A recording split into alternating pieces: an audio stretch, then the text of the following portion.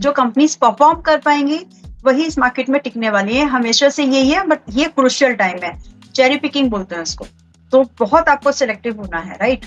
अब मार्जिन्स या रिजल्ट्स, ये वाला क्वार्टर की तो जो होना था वो हो गया।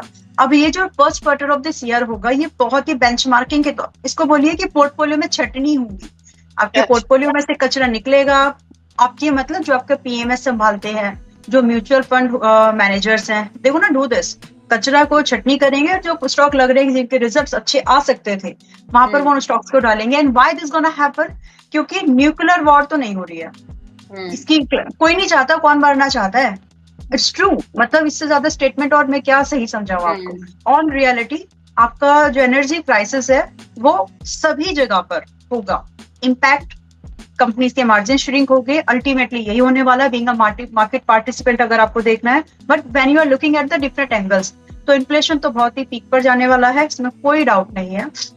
देन मॉनेटरी पॉलिसीज हो सकता है कि इंटरनेशनल लेवल पर भी थोड़ी सी चेंज हो, छोटी छोटी कंट्रीज है, हो सकता है कि वो बहुत ही वीक फेज में चली जाए, तो ये सारी चीजें होने वाली हैं, subject to state of hormones अगर अभी भी ब्लॉकेड रहती है तो। बट इसका हमारी मार्केट पर जो लिमिट है ना, जो असर है वो बहुत लिमिटेड है। Why? Because today also we are kind of सबसे बड़ा मार्केट, मैं बोलती हूँ अपने आप को, मतलब अपनी मार्केट को, कि हम आज भी, हमारी कमजोरी भी यही है, हमारी स्ट्रेंथ भी यही है कि हम कंज्यूमर मार्केट है आज की डेट में। तो वही हमको बचा लेगी, जो शॉक्स आते हैं, जो नी जर्किंग जो हो रही है, उसको थोड़ा बहुत सस्ते में निपट जाएंगे हम, मतलब सस्ते में संभाल लिए जाएंगे, बहुत बड़ी मुश्किल नहीं आने वाली है।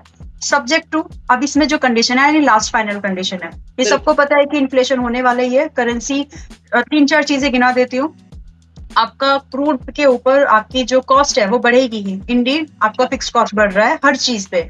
अब आप किसको किसी भी एंगल के ट्रांसपोर्टेशन से लीजिए, जैसे भी आपको लेना है, इतना कहना I think more than enough है। It is connected to every single dot around the business activities और सर्विस इंडस्ट्री। करेंसी आपकी बहुत ही नाजुक दौर से ऑलरेडी गुजर रही है, तो हमारे लिए करेंसी रिवाइवल एक बार को आ सकता है। अब देखना पड़ेगा कि ये कब होगा या नहीं होगा। बट अगर पेट्रो डॉलर हट जाता है तो हमारे लिए सबसे जो महंगी चीज हम खरीदते हैं इन टर्म्स ऑफ वॉल्यूम, जो सबसे ज्यादा जो पैसा हम लगाते हैं, वहां पर हमको बहुत रिलीफ मिलने वाला है। And most likely it gonna be in या तो यूए, मतलब दिरहम में हो जाए या जो भी है, या फिर आईएनआर में होगा, और ये होता है तो it's gonna be remarkable deal. लेकिन उसके प्लस माइनस होंगे, बट ये एक गेम चेंजर की तरह मार्केट में आने वाला है। बहुत सारे ट्रिगर्स की आपने बात करी, आपने कहा इस समय बिल्कुल चेरी पिकिंग, सेलेक्टिव होना चाहिए स्टॉक्स को लेकर।